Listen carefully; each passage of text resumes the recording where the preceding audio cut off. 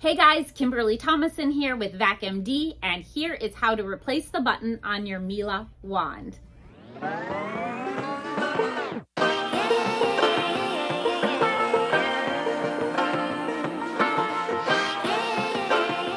These are the pieces that come in the kit. You can purchase the kit below, but first, if that white piece is broken at all, in our case it was, if it's broken at all, this button is not going to function properly. You could put it on and it might work okay, but it's not going to function perfectly. So start by taking this metal piece and putting it on the side here.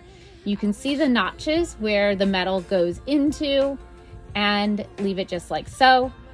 Then you'll take the button and you'll hang it off the end, just hang it there. And in the center, you'll put the little spring. Then you'll take this button cover and snap it just on top until you hear the snap. Like that. And here it is again in slow motion. All right, guys, simple as that. If you don't get it on the first try, don't worry, neither did I. If you have any questions, you can comment below.